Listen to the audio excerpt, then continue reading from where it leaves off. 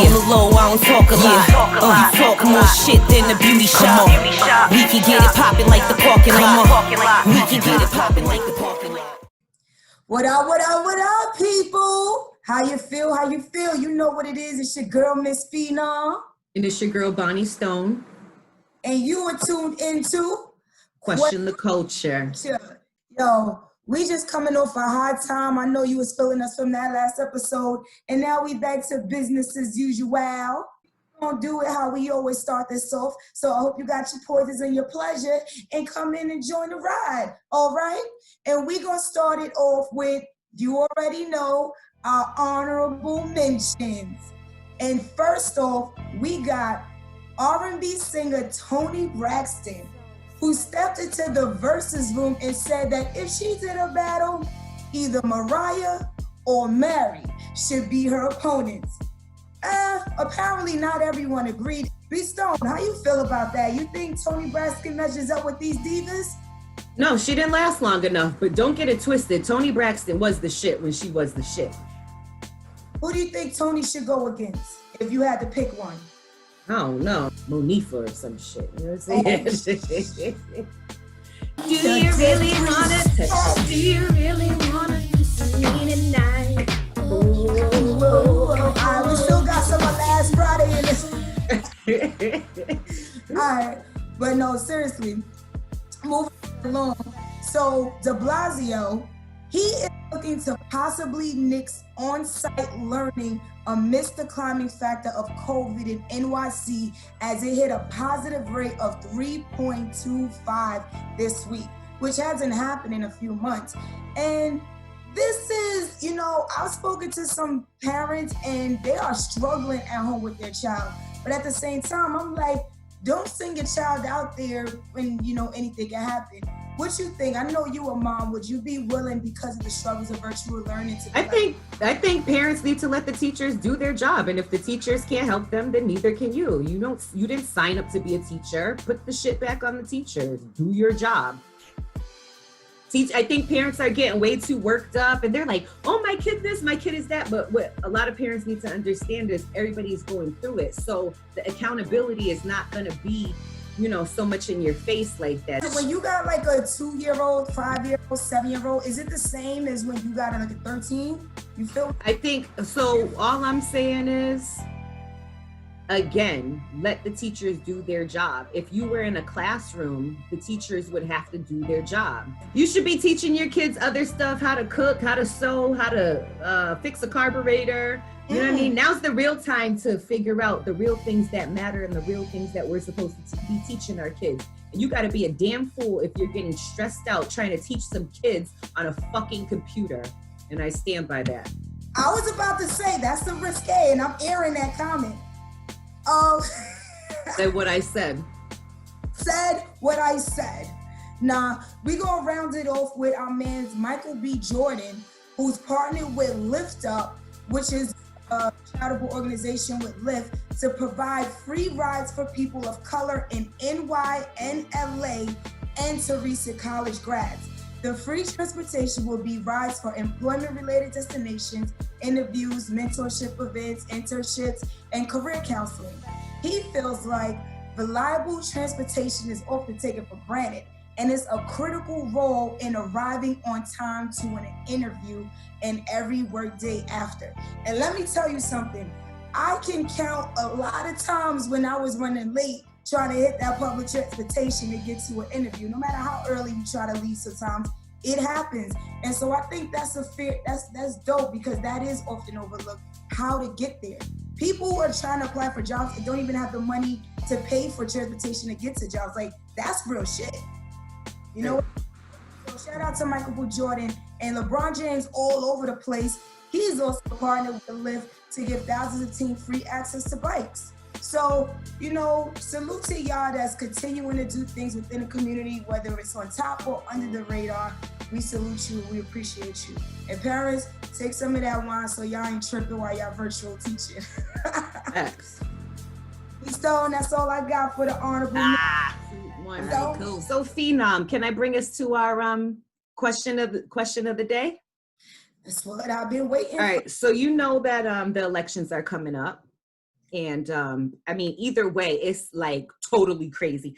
I don't think I've been this political ever in life. Like usually I don't care, but I don't know. It must be like an age thing for me, or just, I don't, yeah, I'm gonna chalk it up to Different that. things matter. It may not Yeah. just be an age thing, but different things are Yeah. starting to matter to you. It just so happened it correlates with your age. And I think the more, and you know, things that I acquire and things that I'm doing, it just all aligns. So the question today is Trump 2020. Are we making decisions from a place of feelings or a place of fact? Ooh, that's how you feel today? And you got the face. You ain't even smile, nothing. Okay, I see today. Me personally, so okay. There's this young lady named Candace Owens. Some may have heard of her, some may have not, but I'm pretty sure you have. And she gets a lot of flack in the Black community for saying things that are pro-Trump. But there is one thing that she did say that I must say I agree with. And she said, Democrats, you know, they know what pushes our buttons. It's that injustice, that racism, that those emotional things that we just want to be able to be heard, and they play on it to get our votes. But when they get in, they don't make the changes that they say they're going to make. So we are continuously looking towards these people, but all they're doing is fiddling our feelings. You know what I'm saying? They don't really care. So from that, I was like, you know what? I must say, I do feel like a lot of us are doing things off of feelings. A lot of times we don't even know the policies of the Democratic parties. We just know that we feel we'll be better off with a Democratic Party than a Republican Party based on where we are and financially, our demographic, things of that nature. We are just prone to believe the Republican Party does not have the lower class, the middle class in their favor. So anytime you elect any Republican in there, it's going to ruin us. And so they feel that that's fact.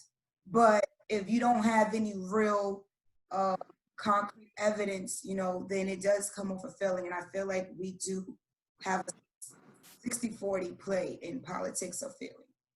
Yeah, I totally agree with you. I think the older that I'm getting, I'm realizing, especially Trump, you know, he came out and he's like, make America great again. And Black people were like, wait, again? When was it ever great for Black people?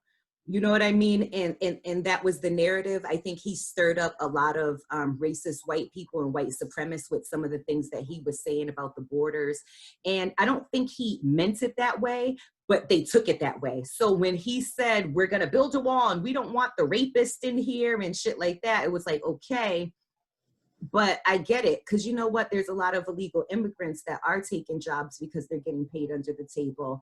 And my Black people can't get a goddamn job because we want to be paid what we should be paid. You know what I'm saying? So it's like, well, why pay you when we could pay them?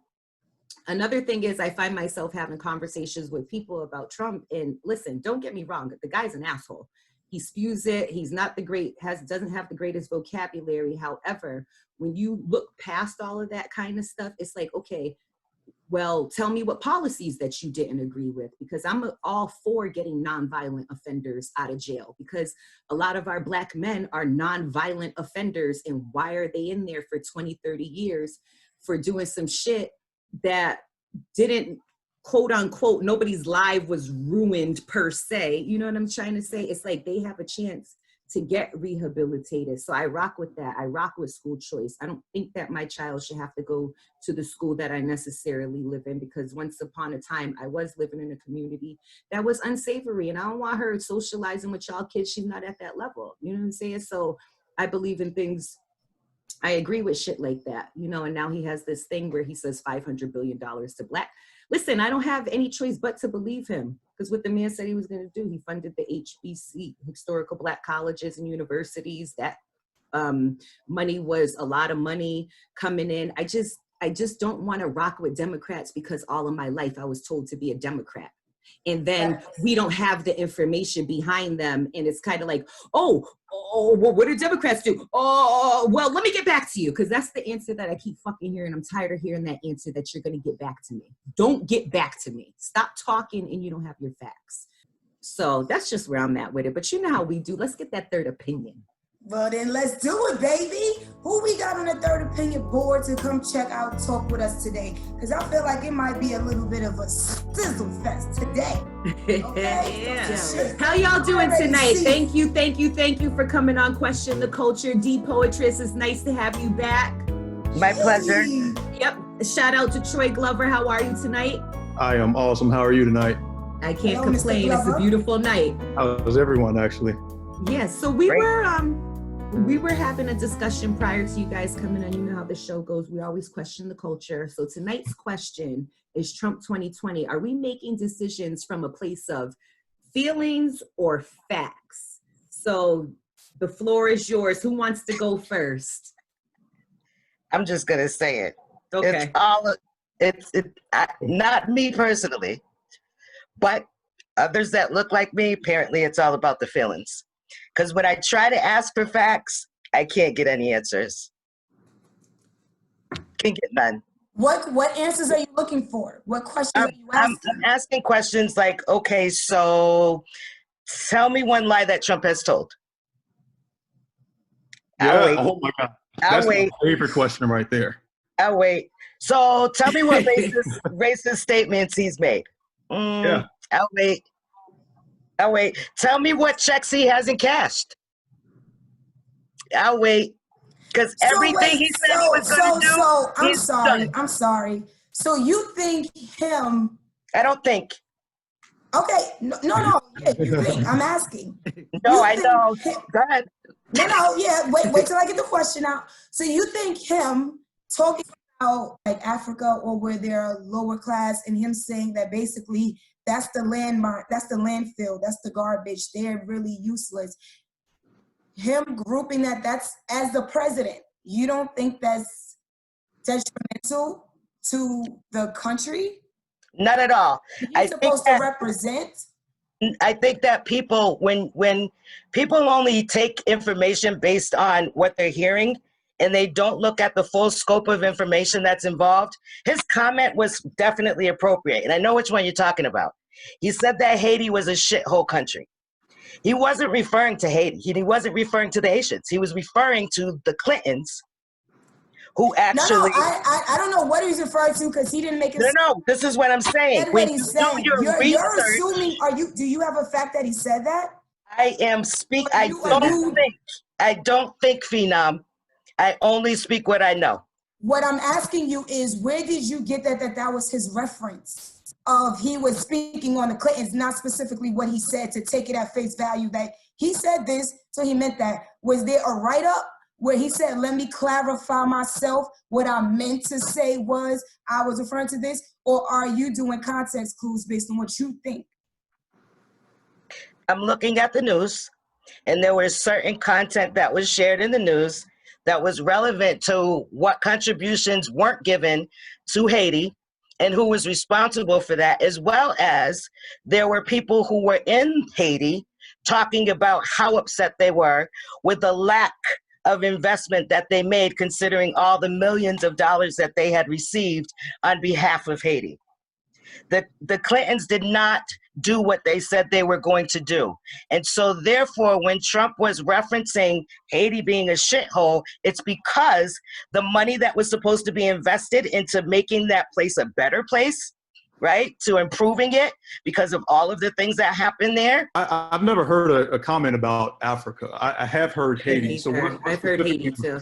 What specifically was said about Haiti would be basically, Africa. he was giving the same concept that you're saying. There was no discussion on a lack of investments. It was just like he used the verbiage of shithole. Africa? Face. Like a shithole. So what I actually think is that what he said is true, and it really hurts a lot of people's feelings, right? And when I say that it hurts a lot of people's feelings,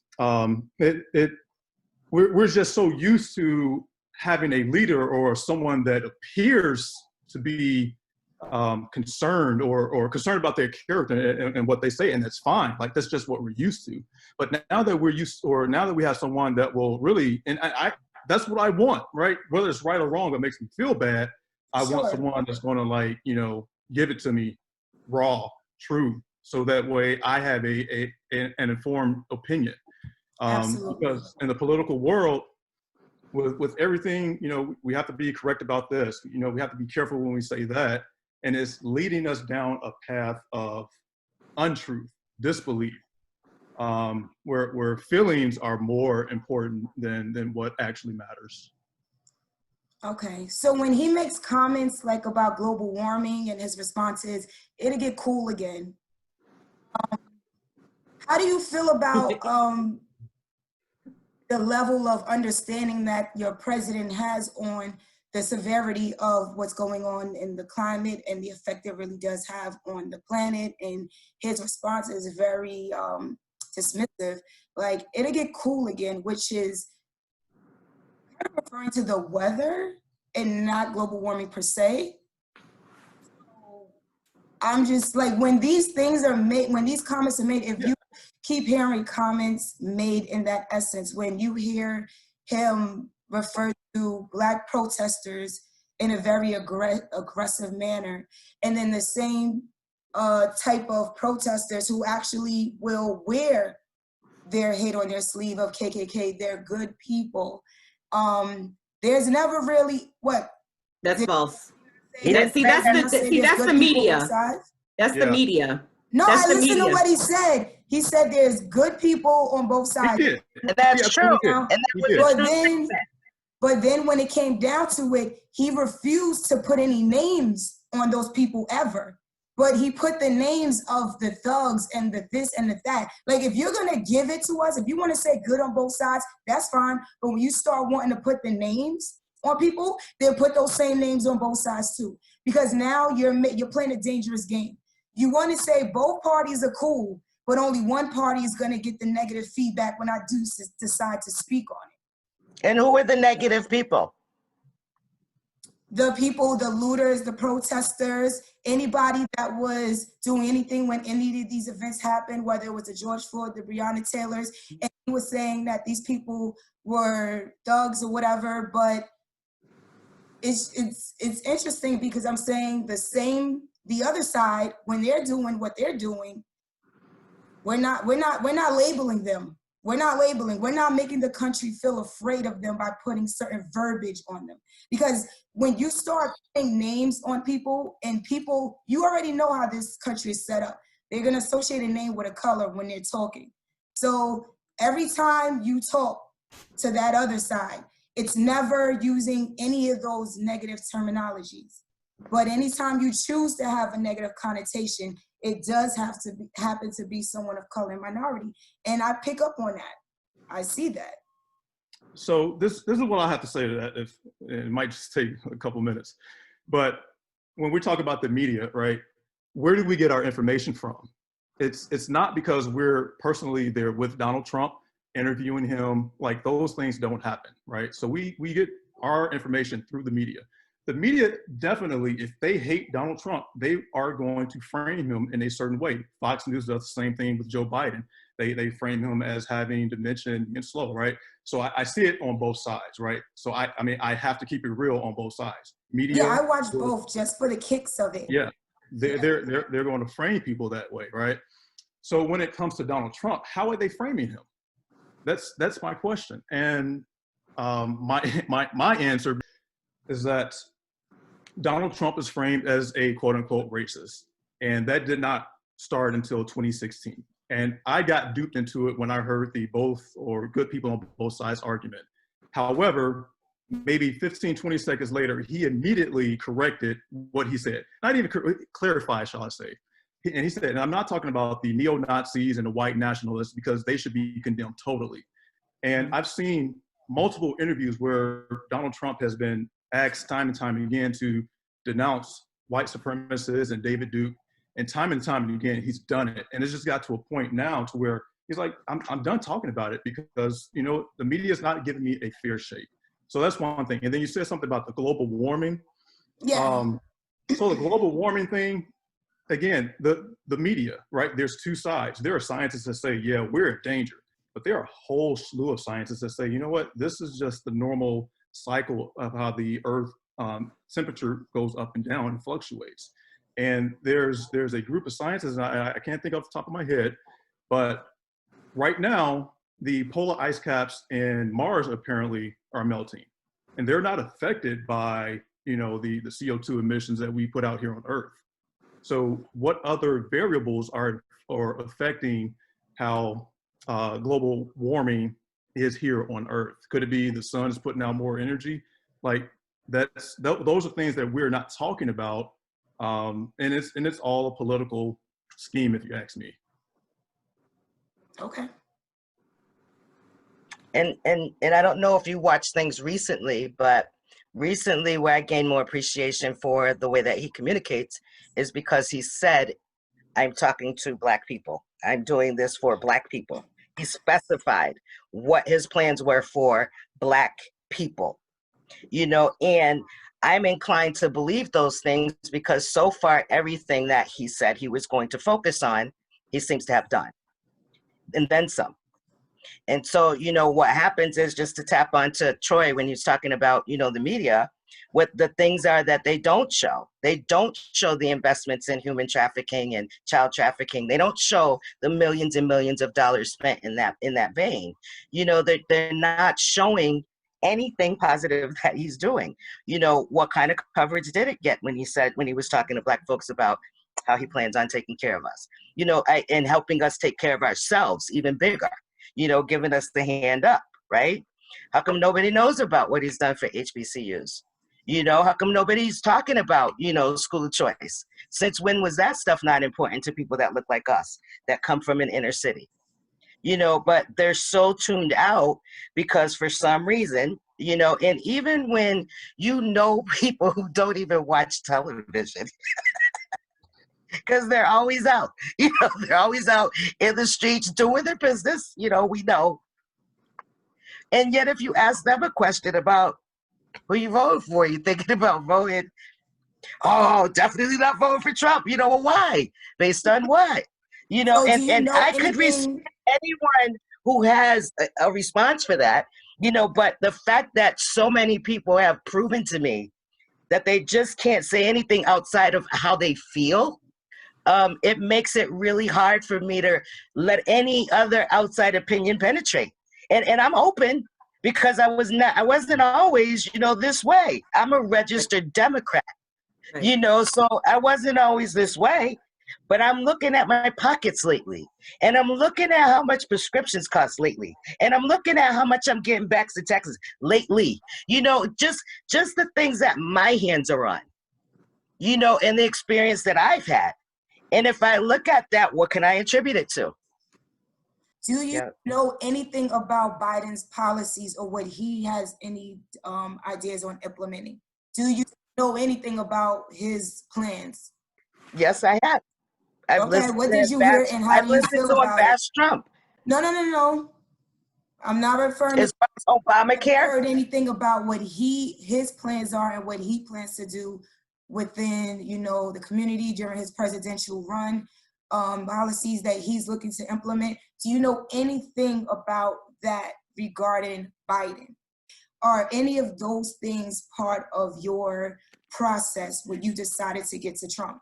Or you just took Trump for where he is, what he's done, and you're pretty much just fed up with the Democratic Party, so you've made your decision? Where should I start? As far as his policies and what he's going to do is concerned, I don't feel that they're genuine, okay? And I'm basing that based on having been a Democrat, having seen how the Democrats operate, and the same language that they were using then is what they're using now. And so it's about their pockets as far as I'm concerned, and not for anyone else. And what really, really turned me off is when I found out the history of his relationship with his son in China. And also that, you know, his wife, his daughter, everyone is associated with these LLC accounts, you know, out in China, and writing all these checks to one another, you know, and everything. But yet he gets appalled when someone brings that up. He gets angry when someone brings up what his son is doing. And if it were Trump, since he's had to answer for Russia, China, and anybody else that he's been peaceful with, mind you, because we didn't cause any wars here like everybody thought we were going to have. You know, well, that's because your man's went straight up went on TV. It was like, we gonna do this shit. Like, let's not act like Trump ain't straight up tell us, yo, we fitting to go to war if this don't go down. Like, that's why people felt like that, because your man's came on TV and said it. because he's a boss. Sure, am I lying? Your man's came on the podium. It was like, if they don't do what we need them to do, he came out there like, well, what would you appreciate? What would you appreciate if somebody was going to bat for you? What would you appreciate more? I'm not saying what I do or don't appreciate. I'm just saying, let's not act like, because you just made a comment like, where did that idea came from? I'm just saying, let's keep it in perspective. The man did say. That's all I'm saying. That's why people got to that. Oh yeah, he took decisive action, which in the last administration, it was rarely seen. So when he what was it, the Russians, I believe, used chemical weapons, or somebody in Syria used chemical weapons. I'm not sure if it was the Syrians, but Russia was like, you know what, don't interfere. The president has given authority to the military to do what they need to do to protect themselves. That is one invaluable asset that we haven't had in the previous administration. And I have a friend that was pretty much shot because of the rules engagement rules, where he couldn't engage and had to, you know, pretty much take fire before he could return fire. Just not a great situation. But second, the Qasem Soleimani thing with Iran, again, decisive action was taken. I think people see that, you know what, this guy is not the one that we want to test. We're not going to play around with him. And that's where I think the respect comes from. I don't know, but that's what I think. Now, how do you guys think he handled the COVID-19 situation? I think he handled it the best way he could. I think he responded as fast as he was allowed to. I think he's done great. The only thing I'm not happy with is the rush of the vaccine. That's what I'm not happy about at all whatsoever. I agree with that. Given so many unknowns, I mean, what else? I mean, we play Monday night quarterback, Tuesday night quarterback all day long. But if we had to do it all over again, what would be done different? When the audio came out regarding the COVID, and he admitted that he did know earlier. He admitted that he did take a little bit more time than he should have. And he admitted that he downplayed what it was to the people. So based on what like DePoetress said, he kind of negated every effort you just tried to give him by saying, no, I actually did know sooner. No, I actually did sit on this for a little bit. The people that were in place that probably could have helped, well, he didn't say this, but we know this based on what Obama had in place. The people that were supposed to catch things like this, that program, those people were removed. So there, it seems, based on his own words and actions, that he could have done more, and he chose not to. Okay, so what I say about that is, you know, people are human, and I don't understand what the difference is if I acknowledge that I may have said something that wasn't the right choice at the time, but too late, can't take it back. Am I not allowed to admit and apologize? Absolutely. The only difference is, do I lose points for that? No, but the only problem is you're not in charge of millions of people with your words.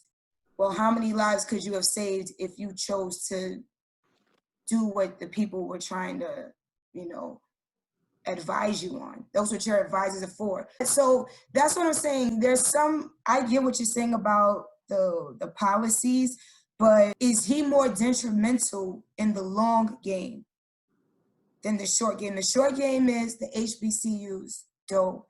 You know, the non-felons, dope. But the things that he says that spews certain actions within communities, the way he dismisses his own advisors that can actually benefit him and his own cabinet, the way his character is set up where it's ego over the people. In the long game, is that something that will be detrimental to our country by keeping him another 4 years? I So let me start with the whole virus thing. Here's what I'll say about it, right? Again, there are a whole bunch of unknowns, right?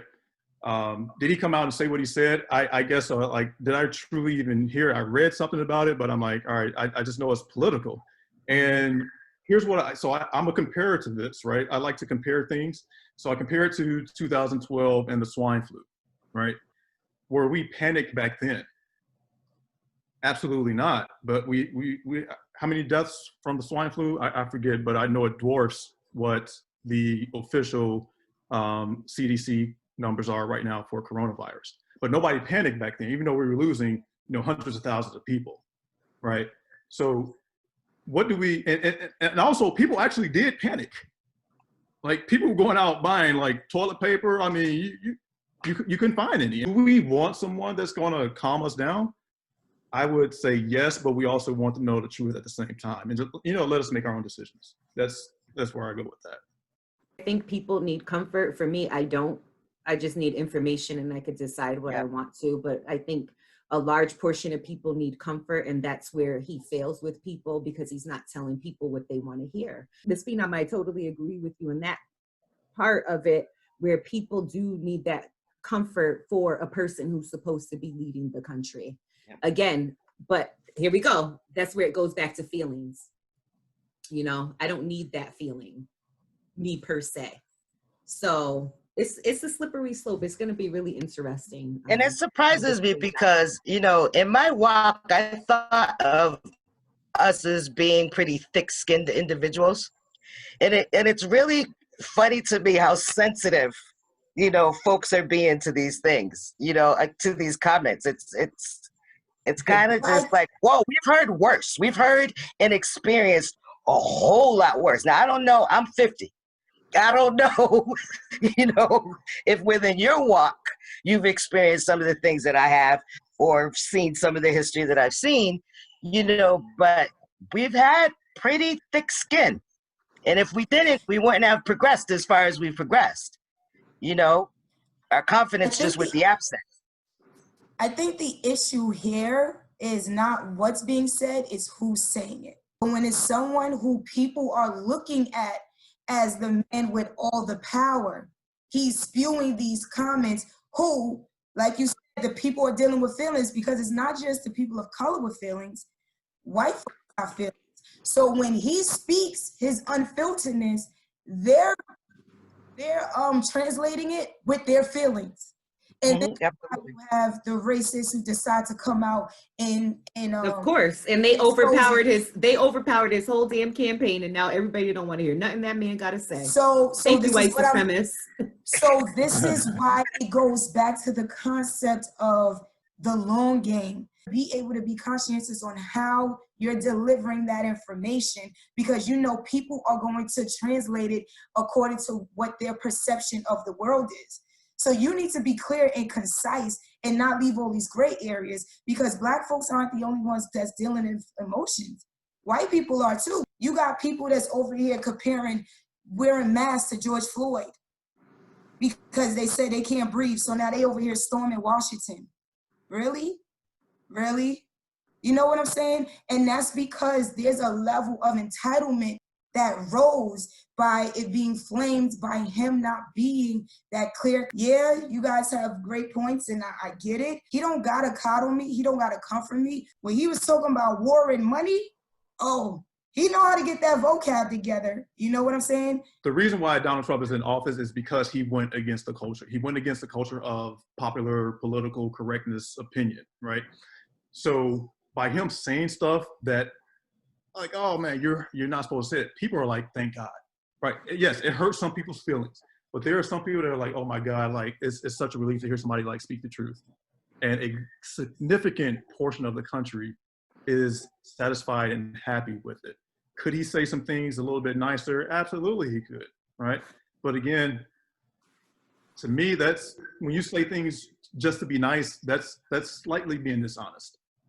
That's like, when you say the truth, a lot of times, especially in politics, the truth is relative, and it's based on the lens that you're looking through the world. That's why you got a Fox News, and that's why you got a CNN, because they will take the same information and based on where you're at in the world, Fox News is all the way right because of the lens you're living in. You know what I'm saying? So truth is a little relative. So for me, it's, yo, just fucking don't stir up motherfuckers to make them feel like they so entitled that they just gonna start wilding out in these streets. And that as the president, you rocking with it.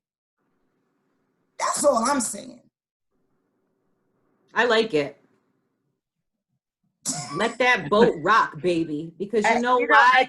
I think everything's been in the closet for so long. I like that all this shit's coming out. Because then we're going to find some kind of resolution, hopefully.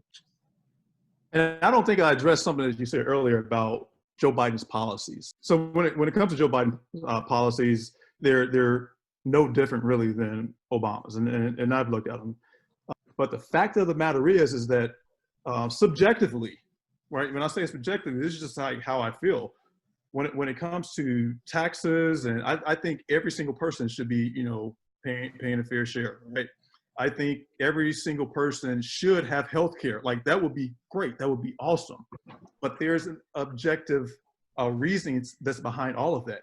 How do you make that happen? And that's what I feel the Democratic Party ignores severely.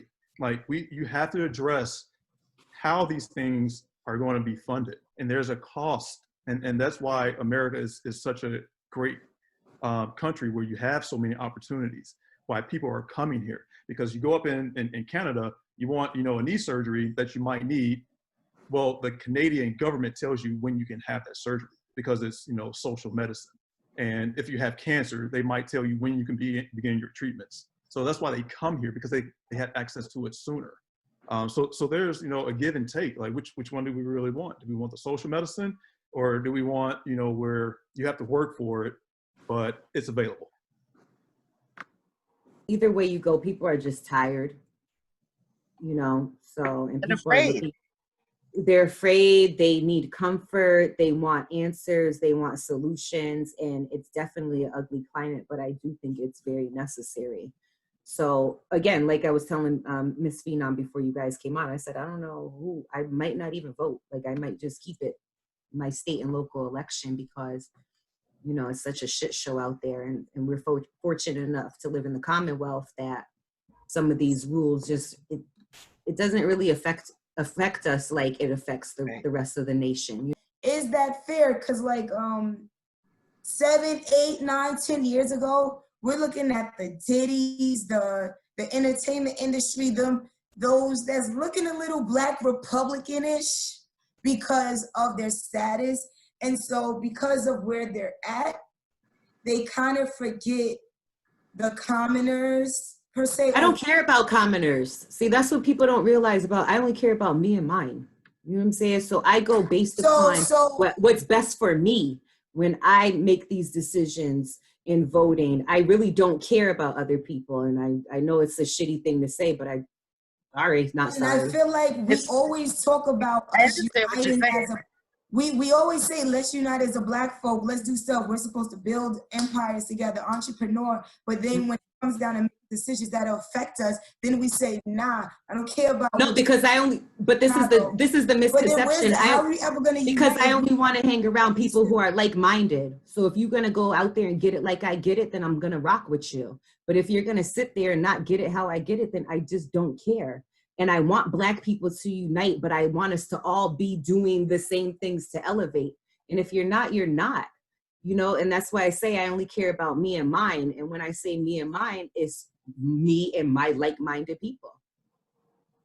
So let me ask you a question. So you in Chicago, you got the youth, inner city Chicago, who's like-minded like you, but just because the resources are not there, they can't move how you can move in your Commonwealth state.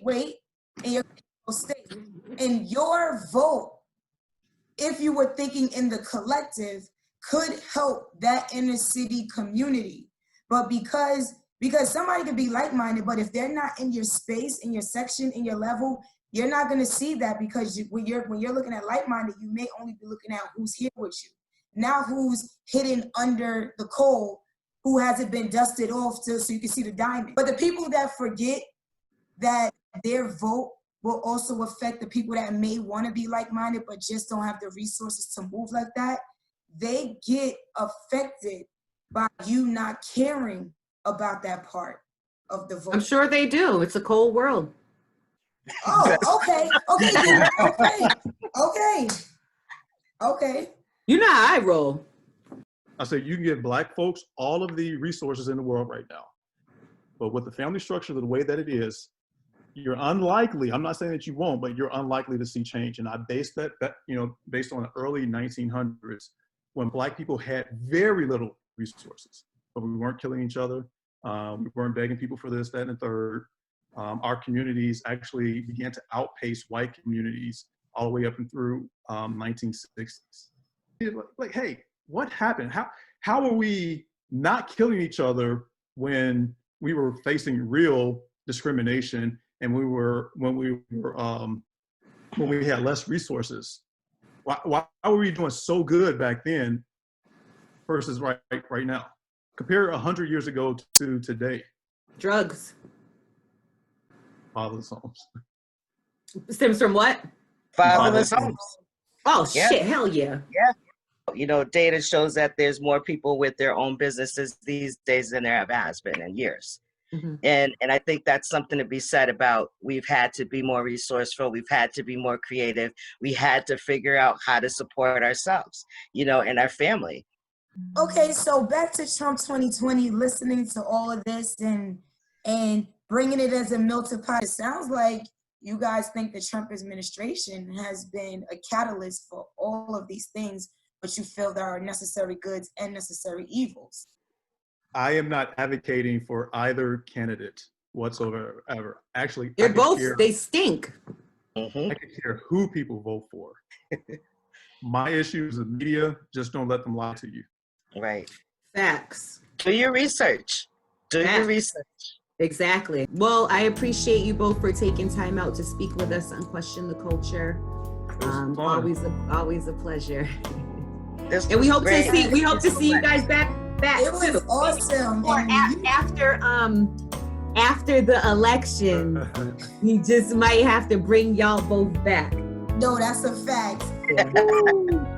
The next fight begins. Appreciate you both. All right, take care. Nice meeting you. Nice meeting you. Good night. Bye-bye. Night.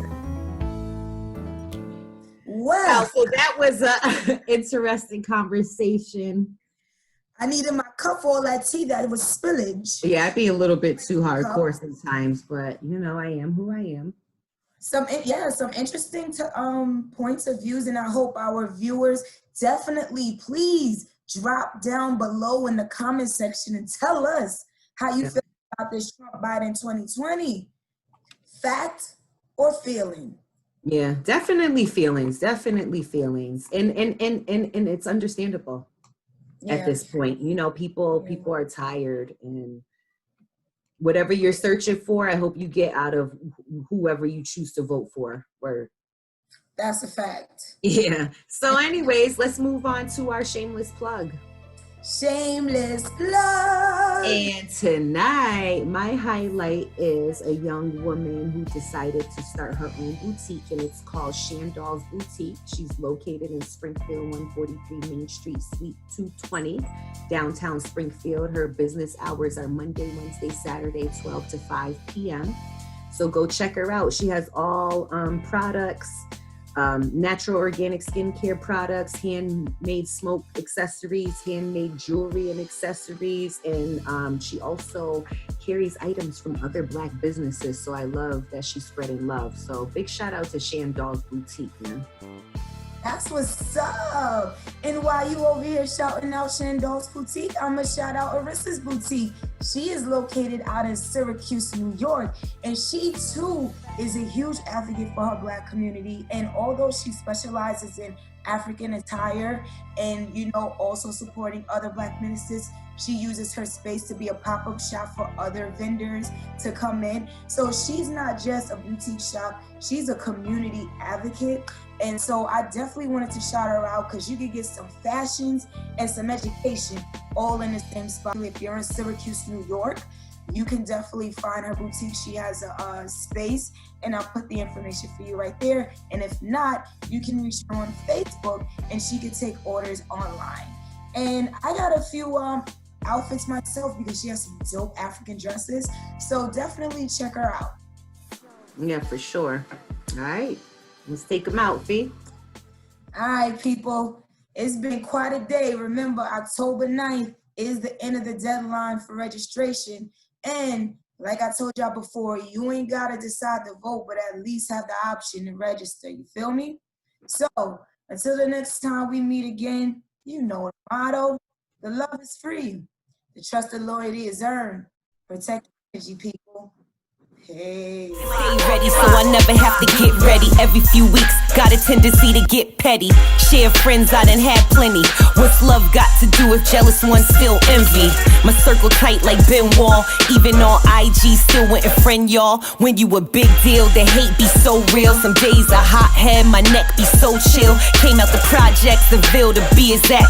Pick up the litter, I ain't talking about tidy cat. No one can tame me, game done changed up. Got the large picture, mind frame changed up for real. I be on the low, I don't talk a lot. You talk more shit than the beauty shop. We can get it poppin' like the parking lot. We can get it poppin' like the parking lot.